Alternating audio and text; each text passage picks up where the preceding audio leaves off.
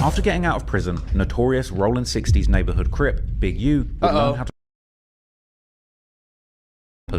After getting out of prison, notorious Rollin 60s neighborhood Crip, Big U, would learn how to play hardball in the music industry from none other than Suge Knight. The infamous blood who had ruled the West Coast rap game with an iron fist was rumored to have used murder and extortion tactic to get ahead in the music biz. From his violent altercations in the lead up to the death of NWA's Eazy-E to the rumored incident where Vanilla Ice was allegedly dangled off a balcony and forced to sign over his lucrative royalties, eventually though, the law and his enemies would catch up with Suge Knight's hardline tactics and crack down on his operation. But by the time Suge Knight's downfall had begun, Big U was already in the game and decided to spread his wings and do his own thing. Apparently whilst inside prison, Big U, along with his right-hand man, Mark Martin, aka Bear Claw, founded an independent record label, Unique Music, in 1996. Big U would use the label to scout potential up-and-coming musical talent, and his deep street connections would lead him to the paths of some of LA's most legendary rappers. It turned out that Big U's nephew actually knew a young, talented Rollin 60s rapper who went by the name Nipsey Hussle. Big U would begin to help Nipsey using his many industry contacts, ultimately landing him a major spotlight with a verse on Tupac's 2006 posthumous album, Pac's Life. Nip featured with Young Dre and Tupac himself on the song International, which gave Nipsey's career a massive boost. Him and Big Draws put that together, and I didn't know that. Didn't really had a resume at that time to justify it, but he gave me a shot. And a lot of that was based on the relationship he had with Draws and Steve. So Big U kind of put Nipsey on. So that's probably why after a while, Big U probably felt like he had to get Nipsey up out of there, because Nipsey probably felt like he paid Big U back. Like he probably felt like, okay, yeah, you put me on, but I done helped you out. We even. Now I'm bigger than you. Now I'm finna do my own thing. I don't really need you no more, and I don't think folks like that. Buying the physical CD, seeing Tupac featuring Nipsey Hussle on the back of it, that was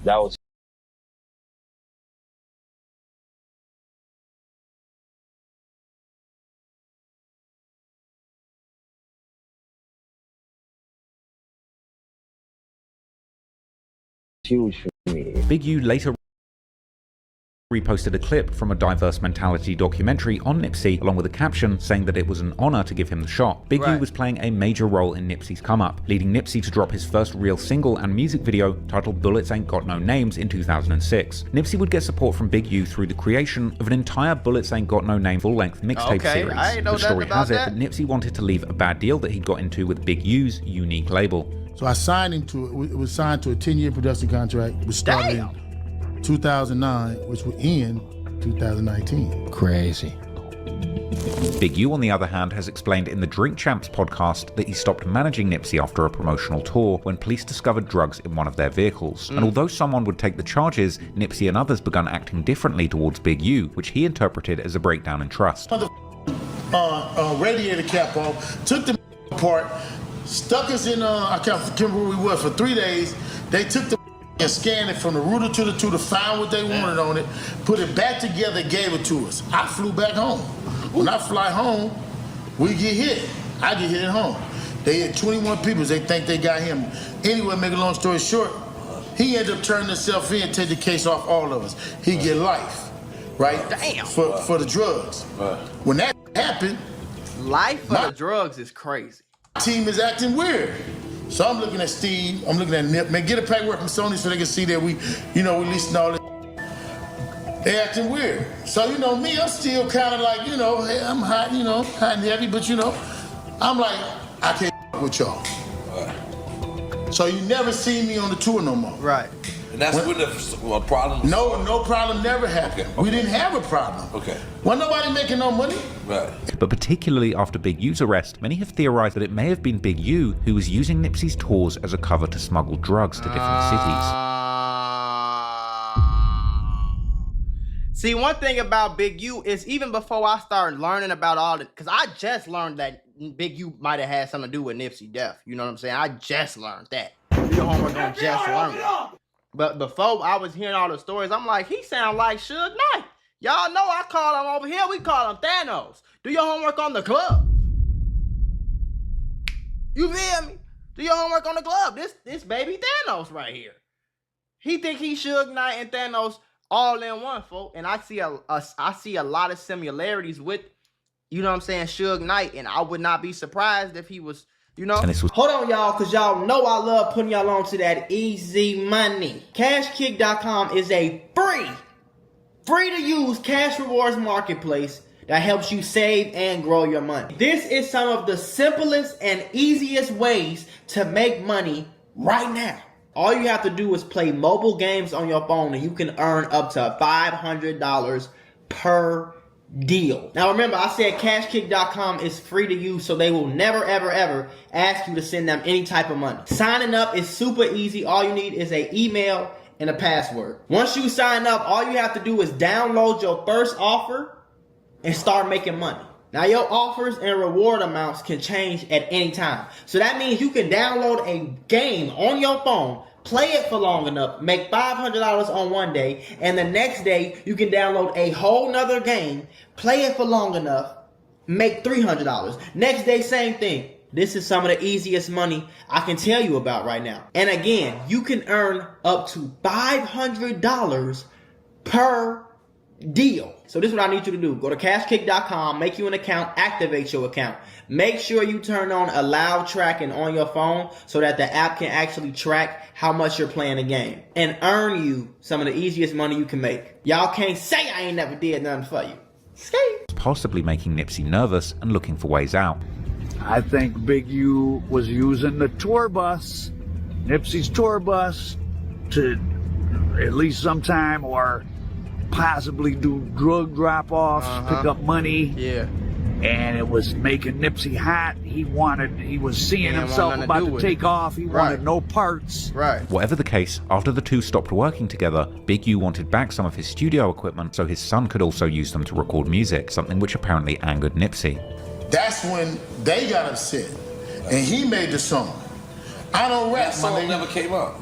It did come out. It did come out? It did come out. It wasn't never pushed as a song, but it came out, and I mean, I don't rap, I scrap. Disagreements would lead to Nipsey making a diss song about Big U, a song titled You Don't Got a Clue from his 2010 mixtape The Marathon, where Nipsey got some things off his chest, rapping how somebody, likely Big U, doesn't have a clue about what they want to do for Nip's career. I'm busy getting rich, you think I'm gonna stop for you? I built this on my own and everybody know it's true. Still niggas act like they supposed to have control of what I do. I feel them.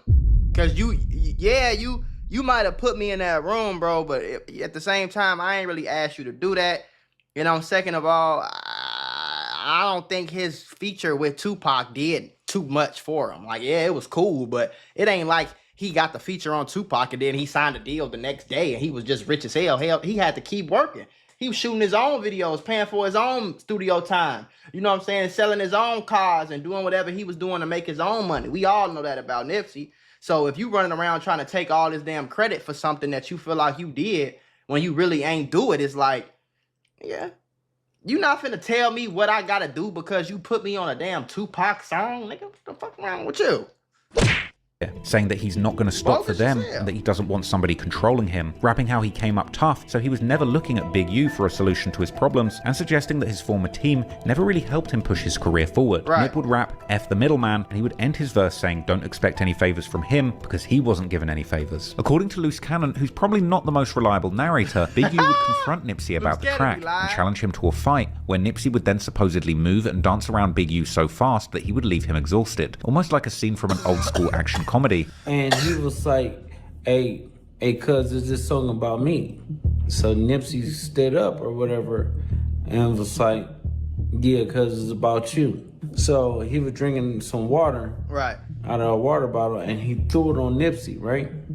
He was like, we're gonna have what in the love and hip hop is that? To go get down or whatever. So he thought Nipsey was gonna back down. Nipsey stood up and was like, okay, cuz, let's go get down. Right. They were just dancing around or whatever like that.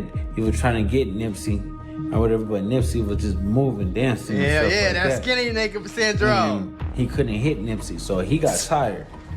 So he knew he didn't get Nipsey the way he wanted to get Nipsey, right? An unsatisfied Big U then allegedly got the whole gang involved, calling Nipsey up to get disciplined and allegedly beating him up before Black Sam fired into the air, stopping the fight, leading to police being called and breaking things up. Wack 100 would later claim that Big U actually knocked Nipsey Hussle out during their fight. First time they first fall out, when they first got Nipsey signed, Nipsey come back, was a fallout. They went down, there was a fight, rumble happened. I believe Big U knocked Nipsey out. Black Sam comes out, fires 3-4 shots in the air. He's fresh out the penitentiary. Police hit him right across the street. They see it. Right. They come in. They arrest everybody. Black Sam's on parole. Now, there's some conflicting reasons circulating for I this didn't know exact Black Sam fight. did It's been went to rumored that prison, Nipsey Hussle has a daughter by a mother that was allegedly Big U. Didn't know Nipsey first baby mama was Big U's niece. That explains a lot. This story just get wicked every time, bro. His niece, or at least a close family friend. getting There was wicked as allegedly an hell. incident circulating in a Reddit post where it was claimed that Nipsey actually beat up another man who had been dating his baby's mother after they split up, with Nip administering this beatdown because the man was apparently creating an unsafe environment for their daughter, with it being believed that the woman might have even got harmed herself in the scuffle, leading Big U to be furious at Nipsey. Ultimately though, Nipsey and Big U would eventually squash their beef and didn't have any more public animosity in the years that followed, but Right. Nipsey's brother Black Sam seemingly ain't always never had an liked issue Big with U. Big U. Yeah. Apparently, this was reciprocated. And then I'm gonna keep it 100. Me and his brother wasn't cool. Me and his brother wasn't the best of friends. Right. You gotta understand, like I'm gonna have friends that my mama ain't gonna like. I'm gonna have friends that my brother's not gonna like. Right. You gonna have people that your people don't like. You know what I'm saying? Nipsey's Right, Rolling right, right. 60s gang ties would be the ultimate liability throughout his career to the very end. A planned private performance in 2010 saw a massive bust on the Rolling 60s members that he was affiliating with. Oh, These hold people on. under arrest after police raid a nightclub where dozens of members of an LA street gang were partying. Police received information that gang members of the Rolling 60s, a violent South LA gang, would be holding a private party here at the Platinum Club here in One Studio thing about 6. LAPD, boy, when they come to like gang members, like if you not from LA, you just a rich dude in LA. I ain't from personal experience, they not gonna mess with you. Telling you right now. But if they know you or they know you affiliated out here, they gonna fuck with you. City. For So they sure. decided it would be a good time to do a gang sweep. Now take a look. It all went down around Fans did a 2 in the sweep. morning. The Platinum Club was surrounded by dozens of officers. They arrested about 40 people they say are gang members of the gang Rolling 60s.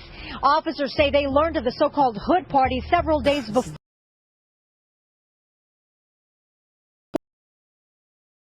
What Loose Cannon said in his call from the feds on No Jumper was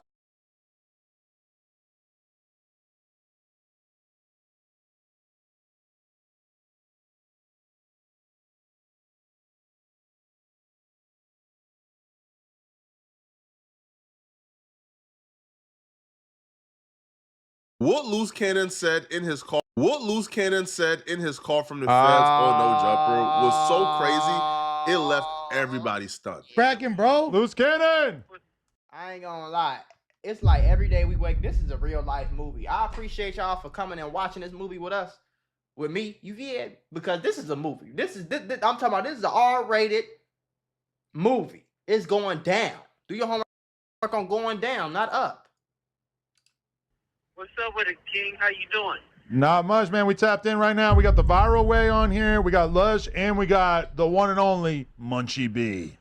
Before we even move forward, I want to give Loose Cannon credit. Loose Cannon to me is one of the most authentic people in this entire LA gangsta hip hop podcast scene. Yeah. Because there's a lot of people who I see when they're out on the streets, they're D1 crash outs. But it never fails. As soon as the feds or the police come, after 2 weeks in jail, man, they choir boys now. They deacons of the churches. No cap. They denouncing their gangs, denouncing the street life. They having I Have a Dream speeches. They want to be motivational Muslims. speakers. They getting their GEDs and they like diplomas. Yeah. And it's like, hold on. You was the top killer when you was free, but now you a bishop. Now you MLK. Now you Malcolm X in prison. That's how I be It's though. almost He ain't lying. it's the Shout out most Flacco. absurd thing to me. He not lying because no, we don't want to see all that. We want you to be the same rough, tough gangster. Yeah, a lot of people be gangsters outside when there's not a lot of gangsters around. As soon as they go in jail where everybody a gangster, that's when I'm showing you how gangster you really is or how gangster you really trying to be. Now I can understand Do your reforming and changing, but homework. like bro, if you can change in 2 weeks in prison, bro, you could change on the streets. You ain't need prison to change Right, if it only took bro. 2 weeks to change up your entire program. Loose Preach, Cannon, you Flacco. gotta respect Preach. it. D1 crash out when he was free. D1 crash out in jail, bro. All right, he ain't giving no Fs. When Loose Cannon called in this time, they exercised some decorum. they asked him how he was feeling before they got into who's snitching. All right, so Loose Cannon is calling from the feds, and he's speaking about and exposing who he believes is snitching on their RICO case. Talking about open witnesses on the podcast. I think everybody's snitching, specifically all these females. You know what I'm saying? All these females, I think, snitching. 1, 2, Asian boy snitching. White boy snitching. Everybody snitching. Them the first people. The females, they gonna snitch. Who turned first. on you already? No, I'm talking about on Big Useless. Oh, people are already telling on him. Big Useless. Yeah. So it's like I'm just sitting in here right now, just going through the process. Right. Damn. Is everybody telling Loose, or do you know specifically who's been telling? Shit, everybody got out. The only people that's still in here is what me breaking him. Woo! They in there telling, boy. FBI, open up! They in there snitching. They asses off. Everybody came home except for Brick Baby, Big U, and Loose Cannon. Oh, it's gonna get bad for y'all real quick. That's spooky, shorty. Bruh. Hold on, y'all, because y'all know I love putting y'all on to that easy money. CashKick.com is a free to use cash rewards marketplace that helps you save and grow your money. This is some of the simplest and easiest ways to make money right now. All you have to do is play mobile games on your phone and you can earn up to $500 per deal. Now remember, I said CashKick.com is free to use, so they will never, ever, ever ask you to send them any type of money. Signing up is super easy. All you need is an email and a password. Once you sign up, all you have to do is download your first offer and start making money. Now your offers and reward amounts can change at any time. So that means you can download a game on your phone, play it for long enough, make $500 on one day, and the next day you can download a whole nother game, play it for long enough, make $300. Next day, same thing. This is some of the easiest money I can tell you about right now. And again, you can earn up to $500 per deal. So this is what I need you to do. Go to CashKick.com, make you an account, activate your account. Make sure you turn on allow tracking on your phone so that the app can actually track how much you're playing the game and earn you some of the easiest money you can make. Y'all can't say I ain't never did nothing for you. Have you had any conversations that were basically like, that's spooky, we'll let you out right now, you just got to tell us this, this, and this? Hell no, that ain't no conversation. Not with him, no. So they consider you to be such a crucial part of this case that they're not even proposing a deal. No, I haven't. No, it's not that. It's not that at all. Safety valve? It's just the point of it is it's just not going to happen. Oh, he's saying he's not going to do it. The feds know that you're so solid that they wouldn't even ask you to talk. Right. No, it's not going to happen. So did you catch word that I just revealed it like an hour ago on this podcast, but basically the feds came to my house and the one and only thing that they were interested in was the cease and desist from Big U because of your appearance on the podcast with Wack, in which you basically said that Big U had knowledge of the Nipsey situation before it happened. Right. This entire interview is wild, but this particular clip we're about to get into is crazy. Is one of the wildest things you would ever see. Uh-oh. So when Adam mentions the cease and desist, right? You guys remember Loose Cannon did an appearance on No Jumper, where Loose Cannon talked about how they kidnapped Meek Mill and they kidnapped Meek Mill? What the? They kidnapped Meek Mill? They locked them niggas up. They got to go. We don't want to see them no more. Y'all kidnapping Meek Mill? Who do y'all think y'all is, folks? They think, bro, I'm telling y'all, these niggas think they Tommy Egan and James St. Patrick. I'm telling you, folks. It's something wrong. Listen, man, it's something ain't clicking, folks. And Big U, he think he Suge Knight for them grave. Held him hostage until Rick Ross gave them $50,000. No, and he did that on behalf of Big U. But he also talked about how the day that Nipsey Hussle passed away, Big U gave him a call 30 minutes before Nipsey died. he'll be like he'll manipulate things. Like we'll go and do something, and the same niggas we do it to show up to the house like 10 minutes later when we trying to counting everything, funny, right? Bro. And we be like, how the fuck get that? Oh well, we're gonna just give him like $40,000 back and stuff like that. But cuz it's actually putting us in paperwork, right? I'm his right hand man. You get what I'm saying? So when it came down to like dirt and stuff like that, I'm gonna get it. You get what I'm saying? And then Meek and Rick have no idea that Draw sent you at him. Yeah. No, yeah, they sent that because I called Ross. I'm like, Ross, boy, this shit getting crazy. Drop off the 50,000, and we're gonna let Meek live on Crib. We gonna let Meek live is crazy. I heard this part of the interview, but I guess I just ain't put two and two together. So you telling me y'all kidnapped Meek Mill? Where was the security at? Y'all kidnapped Meek Mill. Called Rick Ross and said, send us 50 and we'll let him live is crazy, bro. Ross dropped off the 50,000. We were doing a TV show like a while back, right? And I'm on a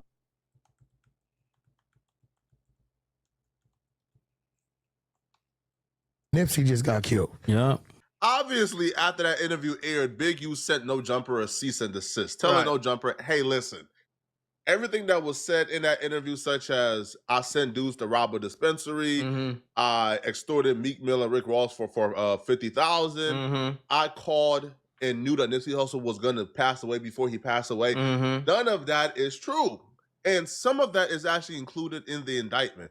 The Meek Mill and Rick Ross incident is included I in didn't the know that either. indictment. That's crazy. The robbery of the Meek dispensary. Mill just in everything, folks. Meek Mill going through it, gang. Every time somebody get locked up, Meek Mill name come up somehow, some way, folks. Loose Cannon is actually being charged with that as well. And Big U is also being charged with that as well. Right. So right now, it'll be in Loose Cannon best interest to say, yeah, Big U was right. All of that was a lie. We were just capping and making up stories in an interview. But Loose Cannon would say no. If it was a lie, then why he wanted to take it down? I was telling the truth. And it's like, bro, no, you're not telling the truth. No. Right. No. You are lying. Right. No, it was a made up story. No, you're not telling the truth, bro. Those are crimes. That's pointing towards a criminal. The only thing I don't understand is, okay, if you saying all that, right, and then you get behind a call and be like, I'm not snitching. They know I'm not snitching. You was just on No Jumper and you told the entire world what happened. Sir, I don't know what's wrong with these street niggas nowadays, but that's snitching. You not talking behind the you feel me? You not talking about this behind closed doors and you only talking to your other mafia members. Y'all having mafia meetings on national fucking TV with a link that you can watch on the TV, on the phone, on the laptop, Monday, Tuesday, Wednesday, Thursday. That's snitching, bro. Especially, sir, you did it. You can't kidnap nobody and talk about some give me 50,000 and then tell a story and think you ain't gonna get locked up for it, my guy. What's going on? FBI, open up!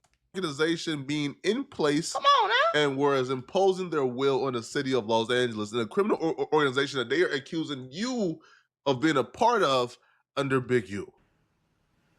No, see, the thing is, it's like, I'm going to say it like this, because he's going through something. It's just why send a cease and desist if it's not true. That's all I have to say. Yeah, that's what a lot of people are suggesting, yeah. Defamatory, though. Yeah, even if it's not true, it is right. It's a defamatory statement for sure. Right. Absolutely. I could understand him not wanting that out there, even if it wasn't true. Even if it wasn't true. To keep it a stack. Yeah, that makes sense. To keep it. What'd you say, Lush? I was saying I could. It's a defamatory statement, regardless. So I could see him not wanting that out, even if it wasn't true. Yeah, but But at the same time, why you care? You know, I get what he's saying. I get both sides. Because it's like, if it's not true, if somebody says something about me on there, I might react to it and be laughing about it. You know what I'm saying? Because the feds are not going to come lock me up because of what you said on an interview if this not true. It's very easy for them to verify and get evidence of something being true. You get what I'm saying? But then I also feel like it's like don't mess my name up like that. Like, I need y'all to take that video down because I already got the police maybe looking at me for something else or whatever the case may be. You feel me? Somebody that was a liar, right? You just telling them put it out, right? No. Here's the thing. I believe Loose Cannon. I do believe too. Loose Cannon was telling the truth about Me everything too. clearly because a lot of that It's in the feds Fed are documents. saying Yeah. happened and it's true. Right. But this is not the time to prove that you were telling the truth. You should be, bro, that Right. was all cap. No I cap. was just capping about Or that, just bro. shut up. Of course, I know his Big lawyer U was chewing him right, out. man. Bro, y'all posted defamatory statements. But Loose Cannon, and this is why you gotta respect Loose, bro. Loose is gangster. crash man. out. Bro, Loose, in every situation, he's the same. I've never seen Loose Cannon not be himself. So Loose Cannon right now is being himself. Now, do you want to say this publicly? It's probably not the smartest, but at least he's being himself. Yeah, bro. Right? I can't lie to you. Now, on Loose bro. Cannon would also say that everybody who got bond right now, they are actively snitching on him. JK. I got no comment on the Rico. Nothing to do with the Rico. No comment. Oh, that was a Kryptonite joke. My bad. You know it's free loose. It's free loose. Free other guys. Like, everybody is going to support everybody. Only the real is going to stand. You get what I'm saying? Like, everybody that was on that indictment rolled over. Everybody out of jail. Everybody was making statements. So you and Brick are the only ones who didn't have anything to say? We the only one that's still in jail, right? Right. I didn't know everybody damn was near, released. yeah. I didn't The know ones either. we know. It was 4 already in jail though when they Everybody else changed is Leonard. out. Damn, everybody being Everybody out is else is bugged out. That's crazy. Loose, activate your insane. patience, man. Stay off that phone. Hey, how do you feel about people celebrating people going to jail? Ooh. That's crazy. Yeah, the op. Loose Cannon is I'm one of the celebrating it. Lock that nigga Big U up. He's a menace to society. I'm talking about Tommy Egan in the flesh, the black version. Suge Knight, reincarnated. Lock his ass up. You out here robbing weed shops and all that, folks. Lock that nigga up. Lock him up. entertaining people in internet history. I feel like having Loose Cannon call in and talk Okay, about what you the tell- trending topics or talk about the hip hop, just so his time can pass by easier. I feel like that would be better. But calling Loose Cannon and asking about, hey, bro, who's snitching? Hey, yo, who's snitching on y'all, bro? Yo, the witnesses right now, who's cooperating, who's quote unquote snitching, who got bond, who are out. You don't want to put them on a blast because those Yeah. are people the feds believe are gonna help their case. So Yeah. if they believe that those You people don't are want nothing gonna to help happen to their them. case, bro, the feds is gonna take every tool possible to protect those people. Yeah. Because when you start calling them out, start identifying them, that could be seen as witness intimidation. Yeah. And now the feds is going to do what? Okay, to take away phone privileges. So, Yep. oh, yo, we can't give him bond because he's going to try to go after. You feel me? So it's like there's just so many examples of how this could go wrong that He ain't lying. I don't feel like Poetic we should call- Flacco, the fact that this man, Poetic Flacco, is spitting this knowledge, and Poetic Flacco, I'm pretty sure, has came out and openly said he's never did anything illegal in the streets. He ain't had no street homies, none of that. He is a complete regular civilian, and he got enough sense to be like, hey, bro, you can get your phone privileges took, you can get this. Why don't you shut the fuck up? It's beyond me, folks. Call Loose Cannon and ask him about snitches. I'm sorry. Or call Loose Cannon and ask him about who's cooperating. We should call Loose Cannon and talk about how's life with you, man. All right. Oh, bro. How's life? Okay. Now, Loose Cannon said something. Adam after 22 this. don't care nothing about that. I'm gonna ask you whatever get the views. Yeah. That was so crazy that even like the two dudes viral way, well, the podcast is viral way, but that's viral and that's Messiah. And on the left, even they had to say, whoa, bro, who's sir, you gotta Calm relax. down, my guy. Is not laughing with Loose Cannon, they're laughing at Loose Cannon. And when the phone hang up, they're gonna be laughing at the situation. I don't want him to go to jail. I'd rather if we beef him, we handle this shit on the street. Why is That's he on the it. phone saying that? Why is he on the phone saying that? Why are you on the phone? Why are you on? It's something wrong with him. Something is not clicking in his head. He on camera talking about he robbed 50. You on camera admitting to robbing Meek Mill, kidnapping, going to rob this nigga, talking about we'll let him live. What the fuck you mean you'll let him live. So you was gonna unalive him? That's a crime in itself. Planning to unalive somebody is conspiracy. That will get you 30 years, bro. What's wrong with these niggas? Hey, hang up, hang up, cuz. Hang up. Like, hang up, bro. Y'all, you doing crazy shit, cuz. Hang up. Like, I don't want him to go to jail. You get what I'm saying? Like, Shitty burger. That's just kind of weird for somebody to, I want y'all niggas crazy, cuz. Y'all letting this. I don't understand what's weird about that either. If I want my enemy to go to jail, but you don't think it's weird to say I want my enemy dead, but you think it's weird to say I want my enemy to go to jail? That's weird to you? I don't understand that shit at all. This nigga outside. Hey, bro, everybody ain't criminals, bro. Everybody ain't sliding. Everybody ain't on that. Some people just want to raise their kids, get money, have fun, have some sex with their wife, go on trips. You feel me? Drive nice cars, go shopping. Everybody don't want to be in the streets, gangbang, get shot at, and shoot people all day, folks. So, honestly, bro, me personally, I don't give a damn what he think is weird. I think it's weird for you to be on camera snitching on yourself. Fuck. This nigga incriminated himself. Hang up, cuz. no street dudes say that, Adam. I know, but nigga, don't do it while we on here, because it look like we condoning it, cuz. We're not with that, bro. The viral way wants to make it clear that they think you're incriminating yourself and that you should stop. Who's the viral way? Long as you Podcast from Long Beach. Yeah, we don't got nothing to do with what he doing. I just don't want to watch him do that, bro. Shout out to them, too. Hey, Luce, hang up, bro. Let your lawyer talk. No cap. You ain't got one yet. You said what? I said hang up and let your lawyer talk, bro. Like, they gonna use this for content. Don't do that shit. Yeah, but the thing is it's not saying anything that I have. Nah, bro, but you in some real shit, bro, and I'm gonna tell you some real shit. Activate your patience, like bro said. All this circus, don't do that, bro. You in facing some real life shit. The internet, don't do that. No cap. They gonna laugh at you. None of these niggas gonna put money on your books. No cap. Adam 22 ain't putting no money on your books. Adam 22 ain't paying you no lawyer. They just laughing at you. They just happy to be over there getting, ooh, he's saying all the crazy stuff I need him to say to get the views. So shout out to bro right here. I don't know who he is. I guess, like he said, a podcast in Long Beach. I actually kind of grew up in Long Beach for a few years before I moved back to Chicago. But he the only one saying the real.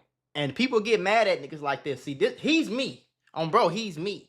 He's me in a situation like this. Like, I'm the type of nigga to tell a person like, hey, gang, they gonna laugh at you. They gonna sit around and let you do all this. I'm gonna try to tell you, shut the fuck up. If you don't listen, you don't listen. But I ain't gonna sit here and send you off and you know. These niggas gonna come visit you. They're gonna laugh at you when this phone call hang up, cuz. No cap. Don't. The fame ain't worth that shit. Everything will go, even the fee. I would like to say he's capping, but nobody corrected him. Now, if I was there, I would have said, hey, bro, nah, I'm not laughing at the homie, man. I love Loose Cannon. Now, I know Lush has a relationship with Loose Cannon.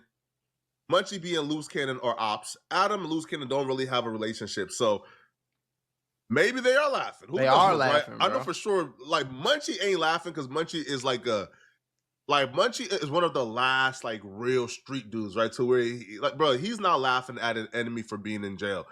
But, this is not good, man. You know, it's not good. But at some point, you got... bad.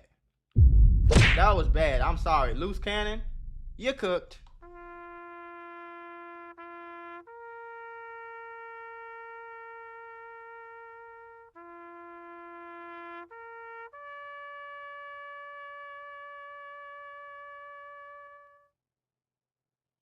Grown men doing it too. That's what I don't. It ain't like I said this in every video we didn't react to, bro. And shout out to Poetic Flacco for giving us the business. But listen to what I'm trying to tell you, folks. If he was 17, 18, I'd be like, he just slow ass YN. The fact that these niggas is grown, they've been in jail before, they've been gangbanging since they was 14, they 35, 40, 50 years old, and they still doing the same dumb shit, gang. This is why I be telling, and these are the OGs. These are the people that, the 13 and 14-year-olds, you come up and you think these are the people you listen to. They just as slow as a box of rocks.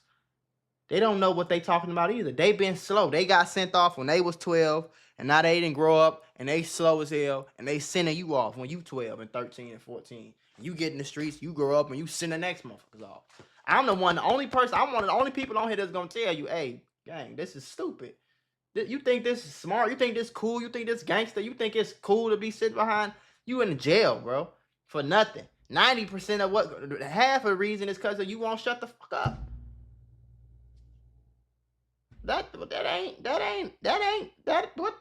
You think that give you some type of cool points or some gang?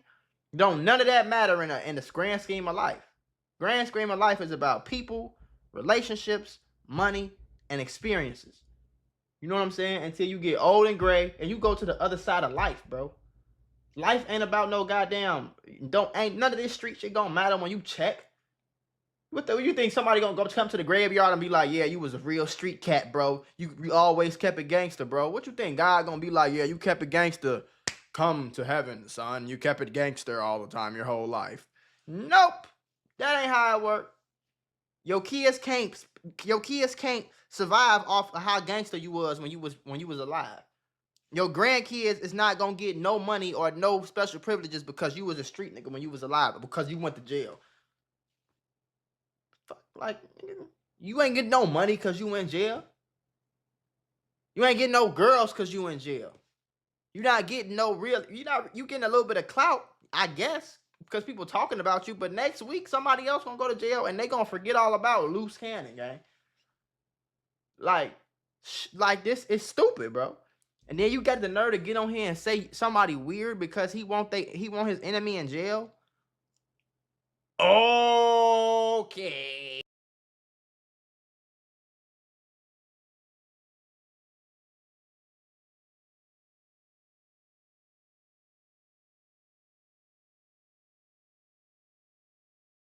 They said this man's op snuck into the roof of his crib and sat there, waited for him to come home.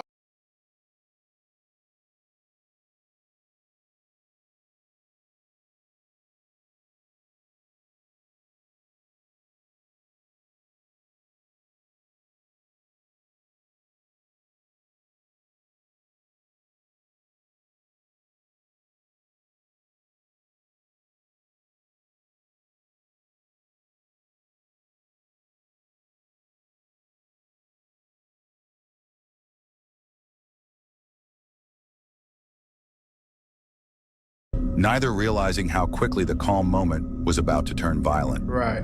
4 armed men closed in. Cool money. Baby dressed in all gray, neither realizing how quickly the calm moment was about to turn violent. Right. 4 armed men closed in. Cool money. Baby dressed in all gray came running with a Drake. Damn. Alongside Savage Gang members. In an instant, the quiet of the morning shattered. Ooh. The parking lot erupted with gunfire. Bullets ripped through glass, cars, and storefronts as chaos exploded in broad daylight. Dallas isn't just a city, it's a labyrinth of blocks, corners, and neighborhoods. Right. Each with its own sets, its own battles. Some names echo louder than others. One of those names is B4L, Brothers for Life. Brothers for Life. B4L isn't confined to a single hood. From Pleasant Grove to Oak Cliff, North Dallas to South Dallas, right. Their presence is everywhere. They everywhere. Young men in their 20s walk the streets alongside veterans pushing 40, men who've seen the streets shift and change for decades. But Brothers for Life carries another meaning. It carries a memory. Billy for Life, a man whose death would ignite one of the coldest sparks in the ongoing Dallas drill conflict. Billy wasn't just another name. He was the symbol of loyalty in B4L. January 12th, 2022. On that fateful morning, he was unaware of the trap being set. 2 men, Yakuza and Monta, high-ranking members of OTS, were already on the hunt. Their target wasn't personal, so they it say was that's business. The one who killed him? Stretch Gang's Number 7 had put a price on Billy's head after a dispute with B4L. When Yakuza and Monta spotted Billy in the lot, there was no hesitation. The shots rang out. Chaos broke the calm of the morning. At 11:07 a.m., police arrived to find him critically wounded. Hours later, at just 26, LaBilly Traynell Hunter was pronounced dead. In drill culture, death doesn't end a story, it amplifies it. OTS rapper Lil 6 turned Billy's murder into lyrics, mocking the tragedy in chilling detail. In his track titled PFK, Lil Six rapped in brutal detail about Billy's final moments. What happened at the back of the apartments? A got stretched. He was screaming when bullets was hitting him. He continued, mocking his death. B4L got faced, his ass erased. I know they sad for bro, but to be honest, tell them that his lil ass had to go. Every verse was more than music. It was a message. Demonic. That's just evil. It's just evil. Just a bunch of short yellow bus kids crashing out with guns. That's all it is. A verbal hit meant to wound and provoke. 7 months after OTS members Yakuza and Monta murdered Billy, B4L members Ali and rising Dallas drill rapper Cool Money Baby crossed paths with OTS member 223 Benji. Without hesitation, they opened fire, striking Benji in the leg as he collapsed near his car. The shooting quickly drew attention, and police arrived just as the duo attempted to flee, sparking a high-speed chase through Dallas, from South Haskell to Scion Road. Oh, damn. Before law enforcement finally brought the situation under control. Oh, so they caught him. Both Ali and Cool Money Baby faced charges for aggravated assault and evading arrest, though they would eventually return to the streets. Yeah, because he ain't died, that's why. Cool Money Baby later released a track titled G23, openly boasting about the attack. In the song, he rapped, "Who trying to bump? Go ask Benji how we caught him," and tried to switch him out the truck, turning real-life violence into music. By the end of 2023, B4L had set their sights on 448, a gang connected to Number 7. At that time, Number 7 was still repping 448.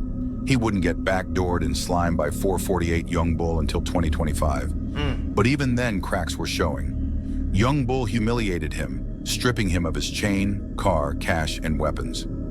December 27th, 2023, just 2 days after Christmas. At 9 a.m. on a cold Dallas morning, 51-year-old Moreland Smith pulled into a shopping center to grab donuts and start his day. He wasn't in the streets. He wasn't part of the politics.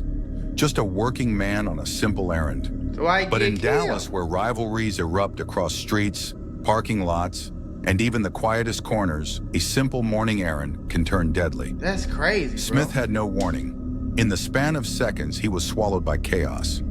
An innocent civilian trapped in the storm of bullets, in the wrong place at the wrong time. So was he innocent bystander or was it Cuddy, mistaken a identity? member of 448, was nearby. The two recognized each other, locking eyes before striking up a brief conversation, neither realizing how quickly the calm moment was about to turn violent. Right. 4 armed men closed in. Cool Money. Baby dressed in all gray came running with a Drake. Damn. Alongside Savage Gang members J3 Get Busy, Mo Gotti, and another shooter. In an instant, the quiet of the morning shattered. The parking lot erupted with gunfire. Bullets ripped through glass, cars, and storefronts as chaos exploded in broad daylight. Cuddy collapsed first, blood pooling beneath him. Moreland followed, his body crumpling just feet from the donuts he came for. Innocence offered no shield against the politics of the streets. When police arrived, both men were gone, Cuddy, the target, and Moreland, the bystander who never saw it coming. But the violence didn't end there. A video surfaced online, circulating across Dallas within hours. The footage showed Cuddy and Moreland lying side by side on the pavement, blood spilling into the street as a bystander recorded. The clip went viral, dissed, mocked, and laughed at by rival cliques. To the city, it was entertainment. To their families, it was horror. I never understood why niggas pull their phone out when somebody on the floor fighting for their life, bleeding, with a bullet in their ass. I want to put y'all on to some of the easiest money you'll ever make in your life.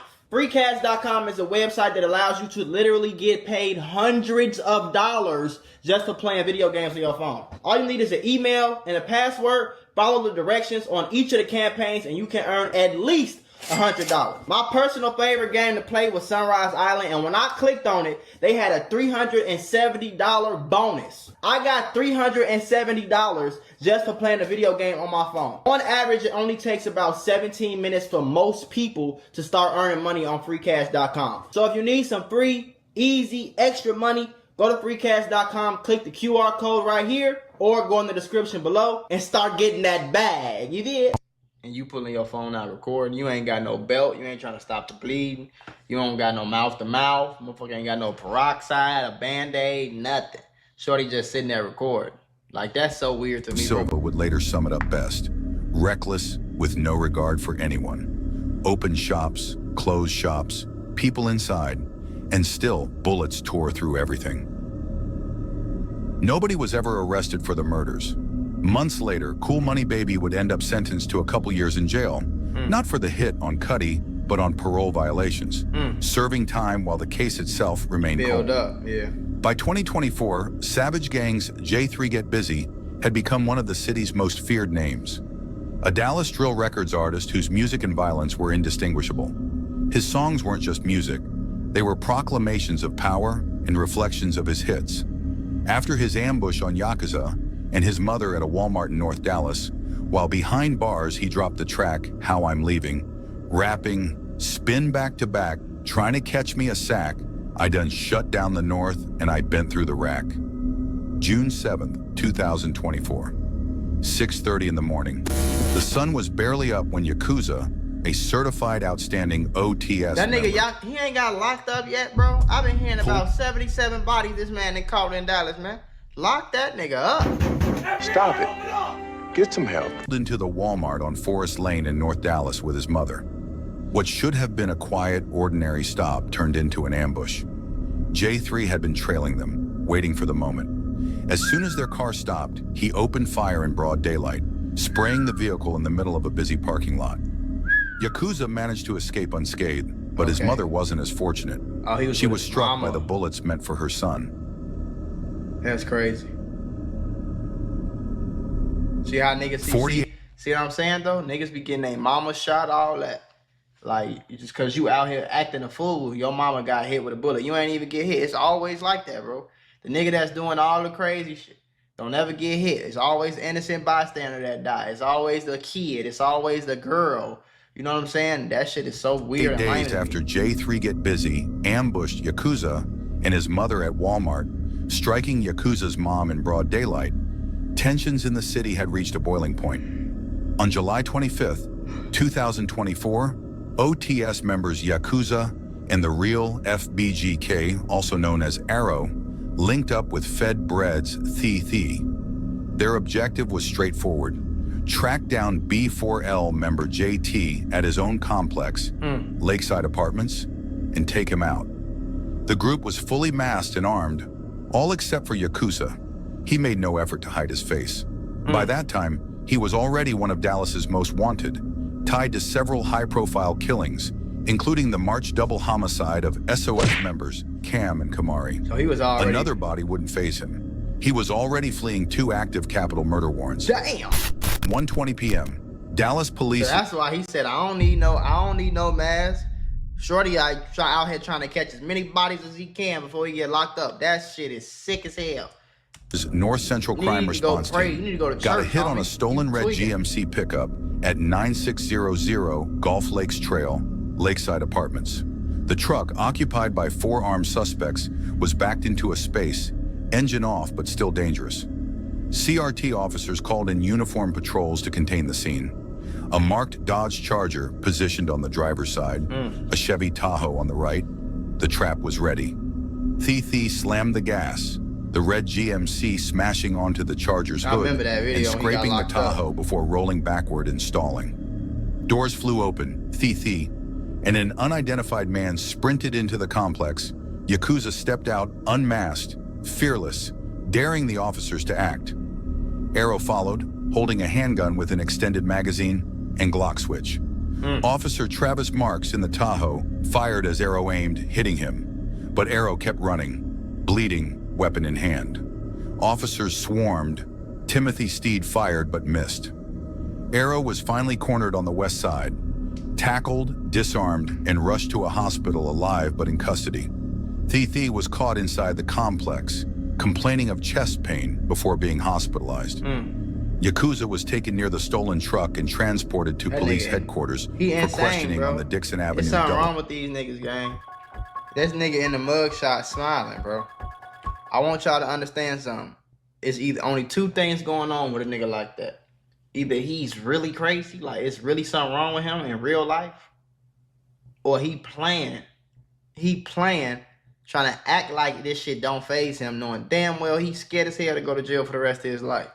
Like, don't get it misconstrued, folks. Homicide.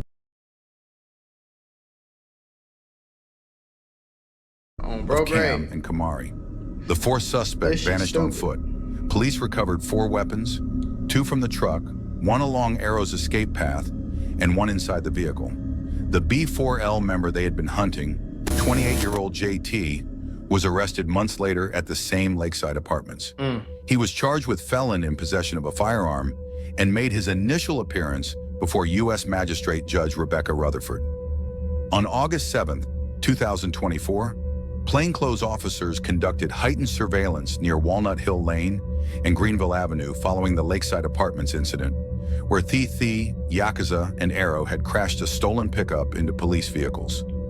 During this operation, they spotted a black Kia Sorento committing traffic violations while leaving the complex. Patrol officers stopped the vehicle, and JT, in the passenger seat, drew attention with furtive movements and repeated glances back at the officers. A search revealed a high-capacity Glock magazine under the passenger seat and a .40 caliber Glock handgun in the glove compartment, loaded with a live round and fitted with the Glocks. You riding hot with Glocks and switches on the back of your car, and you driving crazy as hell like that?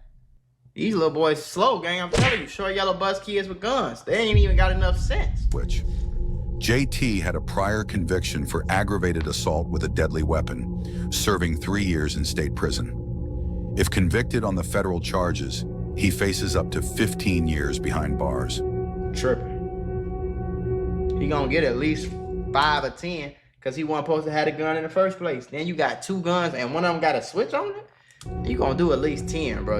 Arrow served 1 year and 6 months in jail, gaining release in August 2025. Just a week later, on August 17, B4L member Ali, who had been in that car with Cool Money Baby during the 2022 shooting of 223 Benji, struck again. Broad daylight cameras captured Ali walking into a building and immediately drawing his switch, landing multiple hits on Arrow. The attack was only stopped because the woman with Ali grabbed his arm, throwing off his aim. Without her intervention, Arrow could have been killed in broad daylight, so he captured on right camera there, for the world to see. The streets of Dallas had once again proven their unforgiving nature, where seconds decide life or death, and where the line between music, reputation, and reality is razor thin. Every action reverberates across neighborhoods, every retaliation fuels the next, and every name carries a weight that cannot be ignored. And with that, the story of OTS versus B4L comes to its latest chapter. Hey, bro, I be telling y'all, gang. Stop it. Get some help. Stop it. Get some help. Because if you think that this shit is worth it, what y'all doing, this motherfucker came back to the same apartment building with a Glock. These niggas run around with designer. They run around with jewelry. They got 14 Glocks. They got switches. Switches ain't the cheapest thing you could buy. They got switches. They got cars. They stealing cars. They robbing niggas. They got drugs on them when they get locked up. Why don't you take that money and move? Why would you stay in Dallas knowing damn well it's hot as hell? Because y'all trying to prove to a bunch of other niggas that y'all like that. And that is sweet. Do your homework on sweetness. If you risking your life every day to impress another man, I'ma think you like boys. You catch my drift?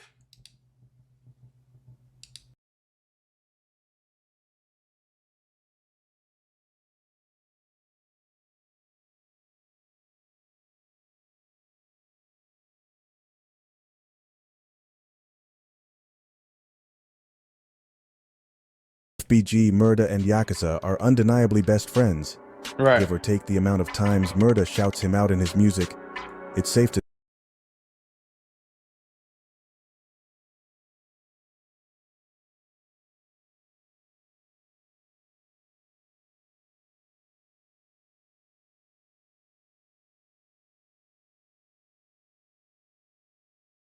FBG, Murda, and Yakuza are undeniably best friends. Give or take the amount of times Murda shouts him out in his music, it's safe to say him and Yakuza are Murda twins. Oh no, not Murda twins. Not the body catching brothers. Not the murdered light-skinned twins. Oh shit! But which murders have they been responsible for together? To better understand the beginning to their reign of terror, we must go back to 2021. 2021. How old Before is these OTS, it was SCG, or Sack Chaser Global. Sack April Chaser 17th, Global. 2021. Yakuza and Murda unalive Fats from FBG after Fats would diss Yakuza's grandmother. Oh. May 29th, 2021. So you Yakuza killed him because he probably said F your grandma, F your dead grandma is probably what he said, and they smoked him for that. I ain't gonna lie. Do your homework. And Taman Do your homework on Granny. Do your homework on striking the nerves. Do your homework on revenge. Live Kobe from OTG during a failed deal gone wrong. July 4th, 2021. SCG spins on FBG, causing them to indirectly unalive John in the process, with this being the creation of Savage Gang. For those who know, Fats is widely believed to be Murda and Yakuza's first body. Okay. OTS They ain't got rapper caught Real yet? FBGK would mock the I passing know of about Fats him. ruthlessly Didn't he pass away? in his track Free Cartel, where he raps about tapping some switches and leaving Fats at a park. However, many fans forget about a death that occurred just 2 weeks before the unaliving of Kobe. I am, of course, talking about Nate 2 Shiesty, a close affiliate of Same Day and 6ix9ine, most known for their rapper Same Day J, who is currently serving a 14-year sentence for a body from 2023. Damn, he only got 14 years for a body? Ladies and gentlemen, we got him. Barely. What the fuck? Same Day is an original Dallas drill group most famously known for beefing with NHG and Rundown 4. In fact, when Same Day was beefing with PCE, they were also beefing with SCG since during this time, PCE and SCG were together. You can even find videos of PCE member No Face chilling with Yakuza and Murda during this period. I want to put y'all on to some of the easiest money you'll ever make in your life. Freecash.com is a website that allows you to literally get paid hundreds of dollars just for playing video games on your phone. All you need is an email and a password. Follow the directions on each of the campaigns and you can earn at least $100. My personal favorite game to play was Sunrise Island, and when I clicked on it, they had a $370 bonus. I got $370 just for playing a video game on my phone. On average, it only takes about 17 minutes for most people to start earning money on freecash.com. So if you need some free, easy, extra money, go to freecash.com, click the QR code right here, or go in the description below and start getting that bag. You did? Nate, however, that's would Murda and actually be a Yakuza. part of the set DNA SSK. What the hell is he wearing, bro? What the fuck? Or ducking No Action Slime Shikartel. These names are terrible. Bro, your outfits, bro. Stop it. Get some help. And I hope he didn't pass away because I'm not trying to be disrespectful. But, bro, what we got going on, these two is crazy, bro. This is diabolical, bro. This is... Barely. This is out of pocket, bro. This is out of pocket. Only 16 at the time, Nate was known to have his way with the ladies, always be fresh and talk a lot of hot shy. Unfortunately, after making a few too disrespectful comments towards fallen OTS affiliate Hank, the Sacks would mark Nate for death. May 16th, 2021, a PCE member gets the drop on Nate and OTS sets in motion. Members Yakuza and Murda begin to creep on the side of Nate's house, catching him by surprise and striking with deadly accuracy. Alongside him, a girl he was dealing with hit a total of 32 times. By the grace of God, she survived.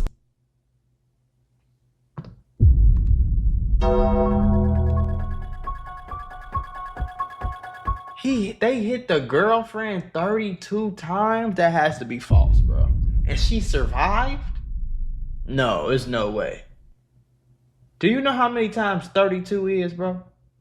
What the hell she get hit in her feet? I ain't gonna lie, even if you get hit in your motherfucking feet, you might die 32 times?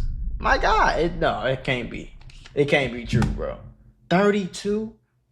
1, 2, 3, 4, 5, 6, 7, 8, 9, 10, 11, 12, 13, 14, 15, 16, 17, 18, 19, 20, 1, 2, 3, 4, 5, 6, 7, 8, 9, 10, 11, 32? Shots? Bullets? Fuck, they shooting with a 22?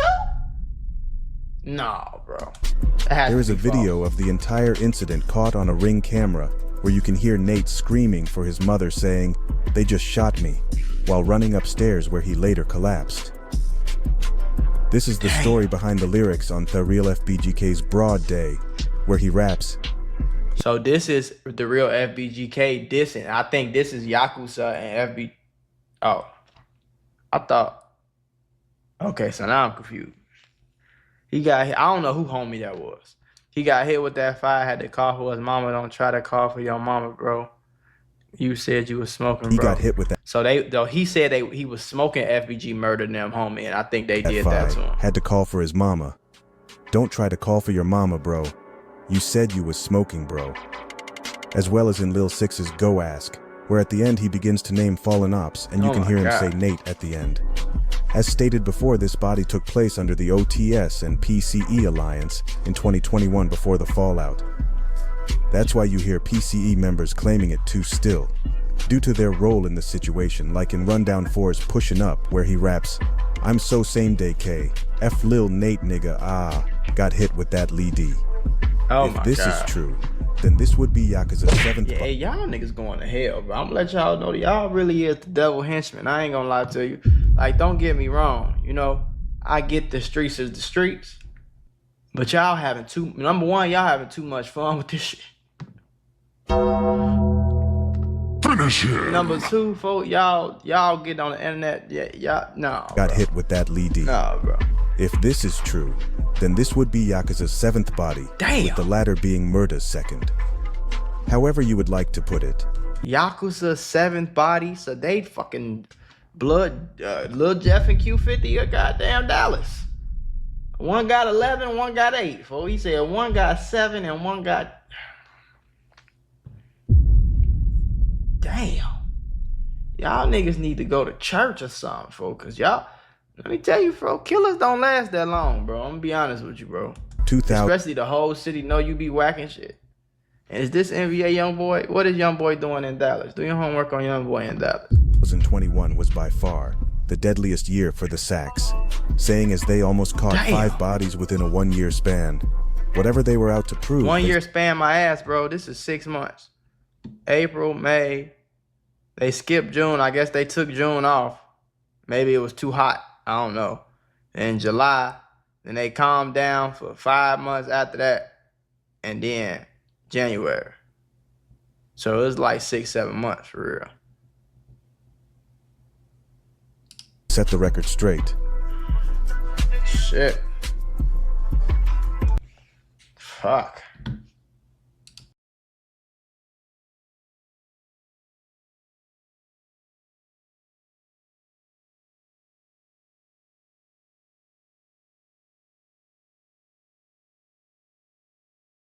This is Democracy Now!, democracynow.org.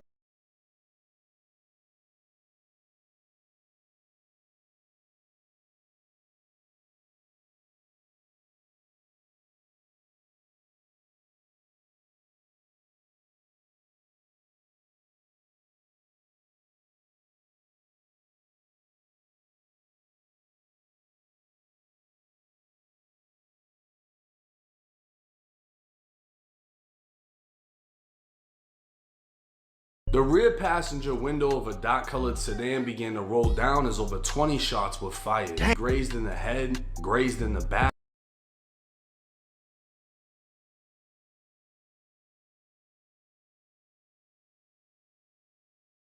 Today we about to cover one of the biggest goofies in Jacksonville history.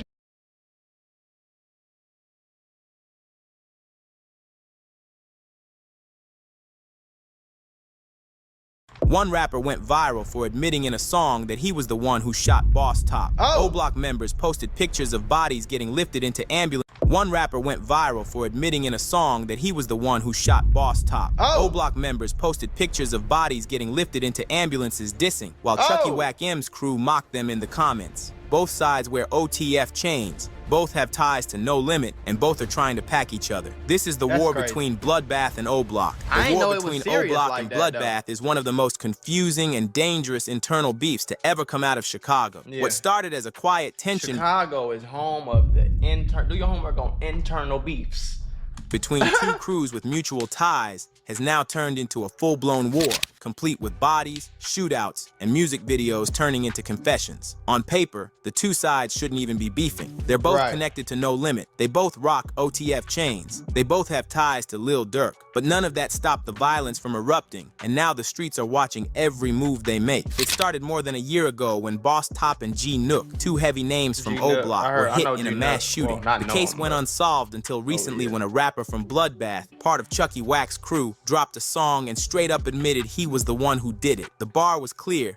No subliminals, no metaphors, just raw confession. The track went viral, and just like that, Bloodbath had the spotlight, and O-Block had a reason to respond. But we will get into the rapper who shot them later in the video. O-Block didn't wait. They posted a photo of someone being lifted into an ambulance, captioned, "This why they mad." The meaning was obvious. They had slid back. Around the same time, Chucky's people were writing long paragraphs online, mocking O-Block and clowning them for not hitting their target. One of them said, "We shouldn't have made it out alive." Another said, "Y'all can't shoot." The back and forth turned serious when another body dropped, and this time it was Bloodbath who felt the loss. The crazy part is how close both camps are on paper. Chucky Wack wears an OTF chain. His homies have been seen in videos flexing the same chain that members of O-Block rock. To outsiders, this all looks like one big family. Is he but missing? behind Is the something scenes, wrong? What's wrong it's with his eye? He chaos. got hit in The the eye? connections to No Limit make it even worse. Bloodbath also move with No Limit. So do the younger members of O-Block. That overlap turned the whole thing into a minefield of backdoor potential. As more lives were lost, the trolling picked up. In an interview, Chucky was asked about the death of King Von. His reaction went viral. He smiled the entire time and called it messed up, but you could tell he was laughing inside. What celebrity had the biggest impact on you? It's King Von. I knew his ass, folks. I was like, damn, in the crib. Oh, damn. From them grade. And now, yeah, though. Big OTF, don't let one. Know that. To fans, it looked like straight up disrespect. Yeah, but like once the war with O-Block was confirmed, it made sense. This wasn't just fake beef. This was personal. Behind all of it is Lil Durk. He's publicly connected to both sides, and that's where things get complicated. Durk has real love for Von. He said it in interviews. He's shown it in music. But Chucky is also around Durk, connected through mutual friends and industry ties. Durk might not owe O-Block anything directly, but for fans watching, it looks crazy. One side is dropping bodies on the other, and Durk is standing in the middle, repping both. All this shit goofy and lame though. Like all of it is lame as hell. I don't care what nobody say. Like it's all lame as hell. Reality is, Durk probably knows everything. He's always been tapped in with the trenches, even when he's in Beverly Hills. He name drops active street names, responds to diss tracks, and stays engaged with what's happening back home. There's no way he doesn't know about the O-Block versus Bloodbath beef. Whether he chooses to pick a side is a different story. So far, he's stayed neutral, but that silence has its own consequences. O-Block is the face of OTF in the streets. Von came from there for Durk to play both sides. That makes the war even harder to control. And it's not just Durk. No Limit is in the middle too. They're still cool with both O-Block and Bloodbath. They've been seen with Wick on one side, and they've posted up with E-Dog and the younger O-Blockians on the other. That's what makes this beef so unpredictable. Any interaction could turn into a setup. The alliances are too close. The ops know each other's routines. It's not a war with blocks on opposite sides of the city. It's a war between people who used to stand next to each other. There was a time when O-Block ran as one unit, back when Von was alive, when Big A was around, and when T-Roy's name was still being screamed. Shit like that is some of the lamest shit in the world. Everybody in that picture passed away, by the way. So it's kind of like, what we doing, folks? What we doing? We running around here, we claiming this, we claiming that, we get into it with everybody walking, we trying to get into it with niggas. You see what I'm saying? All three of these people have passed away, and one of them got a rest in peace shirt on for another nigga that passed away. We just out here killing each other. Everybody dying, everybody going to jail, folks getting shot in the eye. Ain't no winners in this game, bro. You literally playing a game where all you could do is lose, man. That's all. You feel? All you playing a game where all you can do is lose. You can either lose by going to jail, you can lose by getting shot, you can lose by dying, or you can lose by just being broke as hell. Losing the eye, losing a leg, can't walk no more. You like all that shit happens every day, bro. Like On every track, but now the block is divided. TSG, the younger O Block members, have their own way of doing things. They don't answer to OGs. They move on impulse, and that's part of why this beef exploded. Bloodbath didn't fear the old heads. They challenged the new ones, and the new ones had something to prove. Bloodbath versus O Block might be the most dangerous kind of war, a war with no sides, no boundaries, and no separation between friend and enemy. A war built on connections that became betrayals. There are whispers that the beef might trigger bigger problems in the industry. When two street-connected factions with ties to the same label start shedding blood, it reflects badly on the brand. If OTF artists keep affiliating with both sides while real war is going on, that could bring heat from law enforcement or industry execs trying to dodge liability. Dirk may be forced to make a move, publicly or behind closed doors. But right now, he's walking a tightrope, especially with him being locked up in the feds. Chucky's IG lives have only made it worse. He taunts O Block directly. He flashes OTF chains. He mocks Shoebox Baby, calling him a clown. Shoebox Baby a clown. Know that. Now, imagine saying all this on a live and then getting mad at me for reacting to a video where they repost the live that you made. It ain't like you said it in a closed door room and I was in there and I snuck and recorded and then posted it. No. You on live. You know fans watching. You know fans screen recording. That's what you want to happen. You dissing niggas from O Block on purpose. And then when somebody make a video about it and I react to it, I'm the lame and the weirdo and the little girl and all this shit. Okay, Barely. Meanwhile, Shoebox Baby responds by hopping on IG Live and calling Chucky broke and calling him soft. Look, Mike, that shit ain't funny, folks. These niggas, I don't even know why these niggas saying my name on J-Lo. These niggas ain't did shit to nobody, man. Police ass niggas. On the gas. They can't even show me it. They can't even show me $10,000. You know why I try to play with me? I don't know why I try to play with me. Did he just show his... I don't know why I try to play with me. Did he just try to show the bathroom like he was... Hold on. Like, you ever had one of them days where everything seems to go wrong? I mean, you're just trying to grab a cup of coffee and BAM! You're tangled in a pile of boxes because the shelf was broken. And just like that, I realized sometimes accidents at work are more than just funny stories. They can actually change everything. Trying to handle a workplace injury on your own, it's like trying to fix the broken shelf yourself. More chaos, more headaches, and it's no guarantee that you'll get what you deserve. You got paperwork, insurance calls, and someone always telling you to wait. It's enough to make you wish you had a secret weapon. But here's the thing, there's a team of people that fights for people just like you. For over 35 years, Morgan & Morgan, America's largest injury law firm, has been winning cases when everybody else said it couldn't be done. In Florida, someone got $12 million after a work accident, even though the insurance was ready to offer just $350,000. In Pennsylvania, a worker was awarded $26 million, which was 40 times the initial offer. These are not just numbers. They're real victories for real people, all thanks to the team that fights hard for justice. More than 1,000 attorneys across all 50 states, like a legal squad ready to jump into action. Yeah. They've recovered over $25 billion for clients. And they have a long history of helping workers get what they're owed. Because when you're injured at work, you shouldn't have to go at it alone. You can just click the link below or the QR code that's on your screen. No endless waits or confusing forms. Just a quick way to start protecting your rights today. So if you had an accident on the job, do not risk doing it alone. You can check out Morgan & Morgan, because even in the toughest workplace accidents, a strong team makes all the difference. And trust me, there's a reason why they're America's largest injury law firm. It's because they fight for the people just like you. That was some rich nigga shit. I don't know why. Money, man. I just better stop playing. I don't know how to niggas be on this acting. Fat man. On the gas, folks. On the be on this pretending. I don't even be like.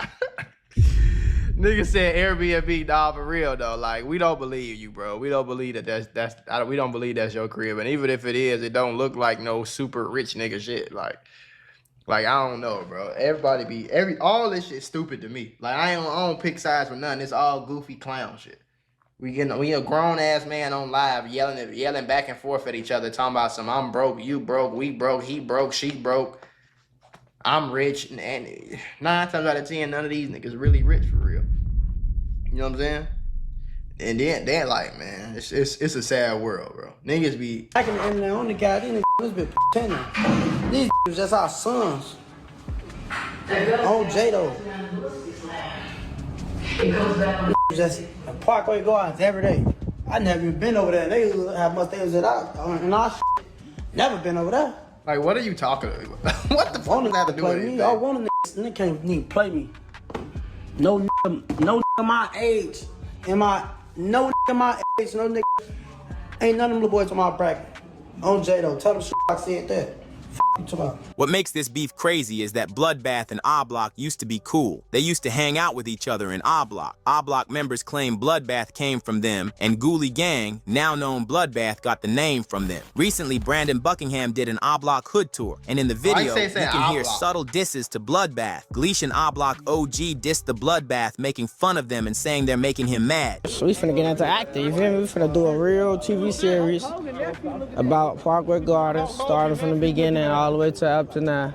My mouth can't be mathing. When them niggas talking about bathing, fuck you talking about the tub. You see my eyes, they making me mad. You want some chicken? There's gates. Hey, y'all want some chicken? Action Savage shoots Boss Top. The situation between Action Savage and Boss Top was more than just a diss song or a misunderstanding. It was a real shooting, and it turned into one of the most talked about internal beefs linked to the O-Block and Bloodbath drama. According to multiple sources in Action Savage's own lyrics, he openly claimed that he shot Boss Top and took his strap. In one of his tracks called Computers, Savage raps, Boss Top front his move, I took his pipe and clapped him, directly referencing the incident where Boss Top was hit. This wasn't just rap talk. You know that's a crime, right? You know it's illegal to shoot somebody. Boss Top himself confirmed in an interview that he got shot, explaining he was about to go live on Instagram when he suddenly felt a sharp pain in his back and his arm. The bullet exited through the side of his chest. Woo! This wasn't no small graze. Boss Top got laid down in public right near O-Block. We were talking about how O-Block's so nice, but you got shot right over there, right? I mean, I just know I was on my Instagram. I was finna go live, and I just felt some shit. You were about to go live? Yeah, and I just felt something. Out on the street? Not in the actual complex? I just felt something, Adam. That's it. Right. I just felt something. Where? In my back, and then my arm. It came out my side right here, side of my chest. You had to go to the hospital? No, I went to the vet. You know I had to go to the damn hospital. I don't want to. We ain't got no bootleg doctors. He said you had to go to the hospital. Hell no. He said you went to the hospital. Boy, you think I went to my grandma's house? What made this hit more serious was how calculated it seemed. In the same song, Action Savage flexed like it was nothing, dissing O-Block and saying, "Don't get back. We on they ass. Come spin on us and crash." That line wasn't just disrespect. It was a straight up dare. Come spin on us and crash. He matched the eye patch with his outfits, bro. Now that's innovative. Do your homework. Line wasn't just disrespect. It was a straight up dare. And while some fans debated if it was old or new, the streets already knew what it was. This was a message. And it wasn't just aimed at Boss Top. It was aimed at the whole block. Boss Top's name had already been tied to drama with other Bloodbath members before. Streets were whispering that Boss Top and G Nook got caught lacking in a mass shooting where Bloodbath affiliates allegedly spun on them. It's unclear if Action Savage was behind that one too, but the link was being made. In the aftermath, there were debates over who really started the Bloodbath name. Some said O-Block started it first. Others claimed Action Savage and his crew made it popular. According to Savage, they've been using that name way before the O-Block crew tried to adopt it. He even claimed they got it from an old movie, and it was just something the homies said growing up. Grown-ass men snitching, grown-ass men dissing each other, trying to kill each other, arguing over who started saying Bloodbath first. These supposed to be street niggas. These supposed to be gangster soldiers. And they arguing over who starts saying Bloodbath first. if y'all don't think that make you goofy as hell, I don't know what else to tell you, folks. Like I don't know what to say to you, bro. Like. But once O-Block started putting bloodbath on everything, Savage and them took it personal. It became a war over identity, over turf, over who really built the image. He, out the black, he just pointed that at me, so I'm looking at that. He just talking though. So I'm just looking at that. I look up, shots got fired, and then, but not from me though. I'm just right there. He got the pipe in my face, and when the gets getting let off, he just looking all crazy. I just like, he ain't on shit. He ain't on with that bitch. I grab that like this. He get to trying to move. Now he trying to force, like, put that in my face. I'm moving that back and forth type shit. So now I got the top of that. Now the shots going off type shit. He trying to run. As he trying to run, I grab the bottom of that. Try to run. I snatch that. I'll snatch it. So now as I snatch it, he popped the clip out that. I smack his ass. He try to take off. I point that at him. It ain't nothing in the clip though. He ain't even high one up top. None of that. I took the pipe, but I threw that. Like I ain't even keep the pipe. Bro. I ain't keep the pipe. Then I had got. So is he talking about bus top? Behind all the Bus trolling top, and rap lyrics was real street tension. The video clips, interviews, and IG lives painted a bigger picture. Boss Top later got on camera confirming the location where he got shot. Said he was outside the O-Block complex near the street when the shots rang out. He didn't name names, but the timing in Savage's lyrics made it obvious. At one point in an interview, a blogger brought up Savage's song again and asked him what happened with Boss Top. Savage didn't deny it. He just said, "The streets know what the streets know," and played it off like Vlad, acting like he didn't want to give free promo, but everyone already knew the details. I mean, I feel like, you know, people, I guess, this the clout they want, I guess, to get the views. But if he making music and he got stories like that, I think he needs to write urban novels. He needs to just write books. He'll be a good author. He got imagination. Like, that's imagination. And why would you even, like, even if it was a 10th true, why would you even say that? Yeah. To the world. The same reason you got on live, and when y'all killed FBG Duck, you got on live and was like, "Don't say that shit about Troy," and that's all I'm gonna say. Now he in the air. Now he dead. Yeah, that's all I'm gonna say. You already know. Y'all know not to play with T-Roy and all. Same thing you did, bro. You did the same thing. Like, don't act like come on, gang. Your whole damn, everybody in O-Block known for, everybody in the streets known for snitching on themselves. Like, stop it, bro. Y'all got songs talking about murders y'all done did. Y'all got songs talking about who y'all done shot. Y'all got songs talking about some who y'all killed. Y'all killed Duck and then gonna put Daffy Duck on your Air Force Ones, taking pictures with it and shit. Like, come on, bro. Stop playing. That is kind of weird because he could totally get arrested for this. Why would you say that? Scenario, that's like, right? That's dumb. Now, y'all be saying it's the bloggers. That's Exactly. dumb. No, I get it, but that's. And then y'all get mad at us. Y'all get mad at us. The interviewers, the reaction channels, the bloggers, y'all get mad at us for like y'all so, man, motherfuckers so slow. Like, you gotta be slow in the brain to think that it's my fault for you getting on live and saying about it, knowing you famous, knowing you got clout, knowing you a rapper, knowing you in the streets, knowing people on your live, you saying this shit on the internet and then get mad when somebody else make a video about it. Even know Sound crazy as who hell. that cat is, like, if that's what he want to chase, I guess, you know, you probably just need to write books, write urban novels or something. You'll be a good Talking about author. urban novels. So you don't know him at all? Negative. I don't know who that is. I don't know. He might be one of them dudes sniffing them pills, man. This man up. That's taking the city by storm, huh? Yeah, he probably be off that fentanyl.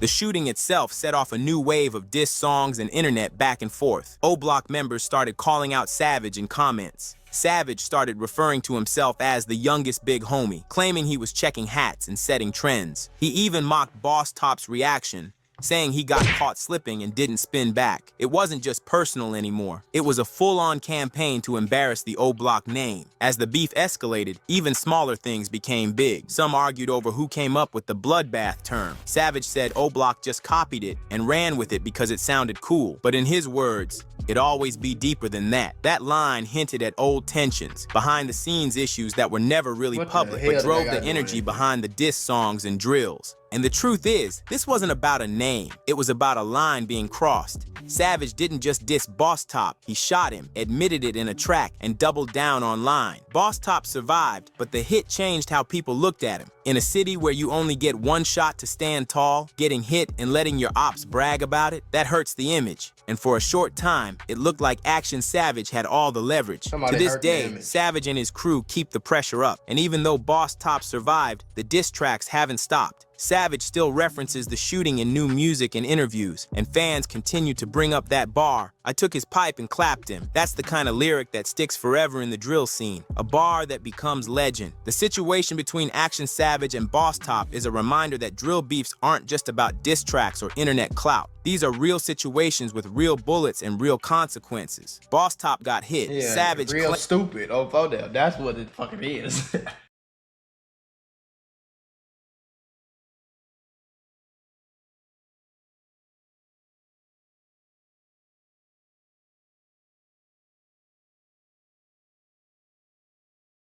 The O Block versus Chucky beef just got over serious. I didn't even know they was beefing. I thought Dirk was cool with. I thought Chucky was signed with Dirk and it was all. What's going on, Skid? Alright, man, check it out. So it was an interview taking place in O Block, right? Okay. And it was DQ in the interview. They had Gleesh in the interview, man. Okay. And it was Shoebox Baby in the back. Where Gleesh decided to take some shots at Chucky and them and basically diss Chucky and his whole bath set, just the whole bath thing and everything Chucky got going on. You feel me? Gleesh went right at him. Y'all check this out. Now, again, I thought Chucky was signed with Dirk. Dirk was cool with O Block. I'm thinking everything cool. Get into acting, you feel me? We finna do a real TV series about Parkway Gardens, starting from the beginning all the way to up to now. My math can't be mathing. When them talking about bathing, fuck you talking about the tub. You see my eyes, they making me mad. You want some chicken, folks? Upstairs gate. Hey, y'all want some chicken? As y'all see, Gleesh went right at him. But this ain't nothing new. Chucky been had his differences with O Block. Y'all remember Chucky said this? Check this out. Shoebox Baby a clown. I know that. Fuck dude. And anybody that act like they won't smoke. Come on, bro. Come on, bro. This what I be saying about not Chicago, but just street niggas in general. Why do y'all want to have ops so bad? Why do y'all want to have? It's like if I don't know how to explain it, fo. Like y'all just want to be against everybody for so bad, bro. Like, yeah, it ain't no reason for y'all to have no problem with each other. Did one of your homies kill one of their homies? Did one of their homies kill one of your homies? What do y'all have a problem with each other for? Why y'all dissing each other? Then if you don't like a nigga, you don't have to like him. But you don't have to be on the internet talking about who won't smoke, F this nigga, F this dude. Like, you can just not like him and don't say nothing about it. Now y'all gonna damn near try to kill each other when y'all see each other, cause like this just weirdo shit to me, bro. So get this, my uncle accidentally became a millionaire because of a bird and some walnuts. Long story short, he driving home from work and a bird flies through his window and try to steal the walnuts that he was eating. Out of nowhere, a drunk driver in an 18-wheeler truck comes out of nowhere, smacks his car, totals it, and he ends up in a hospital for 42 days. Now this is where it get better. He got a lawyer from Morgan & Morgan, America's largest injury firm, and they handled all the paperwork, all the appointments, all the additional costs, and my uncle is now a millionaire living in Florida.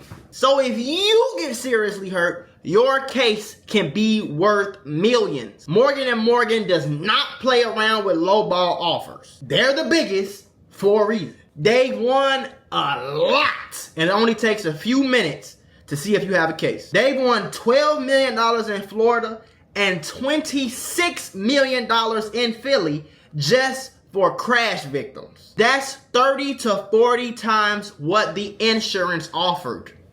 If you are in an accident or if you're injured in any way, you should know how to protect your rights. Don't overthink it. Take action to protect your rights, and Morgan & Morgan will fight to get you the compensation you deserve if you become their client. And here's the best part. It's 100% free unless you win some money.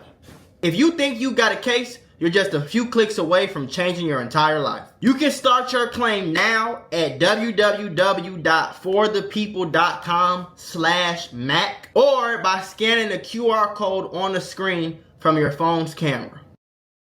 I don't get when it. you dropping the song with Dirt?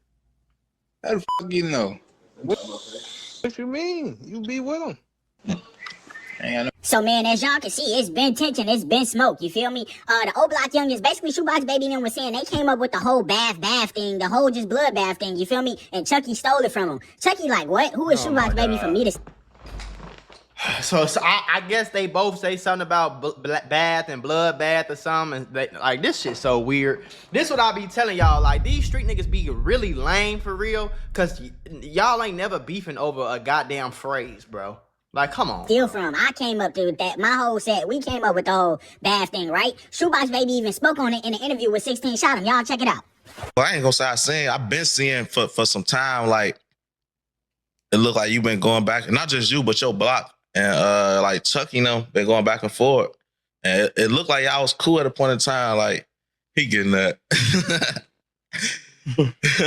I just want to know, like, where did things go left with that situation? Because we talk about the bloodbath term at all. Like, I just want to know, like, because I seen motherfucker, like, you know, debating over that, like, who made it first and this and that. Like, who gives a... come on, bro. We grown as hell. I said it first. No, I said it first. You stole my stuff. I said it first. No, no. You stole my crayons. I had the big box of crayons in the classroom. Like, y'all... Would you say, like, y'all made it first and then they most so, like, just branded it on some, like, all right, this what we doing? Or, like, is it a, what's the word? Do anybody know who made it first for real? Or is it like... Nah, I'm gonna say like, all right. Because that's really it was a term that was used in our neighborhood. Like, you know, like that's what we call each other. But when the guys like got that shit from, like, I think off a movie or something, I ain't tweaking. When the guys got that off a movie or some shit. Like an old movie, right? So what do y'all beefing on? We was just calling each other there. Around that time, they was around us. So, you know, it's like you around somebody, like, y'all pick up motherfuckers' lingos and shit like that, you know? Right. So it's like that. But I feel like, I'm gonna say more so, like, they made the shit more, like, popular because the way they use, like they use the shit with every fucking thing, like, literally. Like, we wasn't doing like that. We had to be talking to, like, nah, bloodbath or something like that. Like, that's how we was using it. But it's like, you know, they just made it more so like some shit they say. These is supposed to be gangsters, bro. They supposed to be gangsters, bro. They supposed to be stone cold killers, savages, drillers, gangsters. They ain't never beefing. And then you said when you start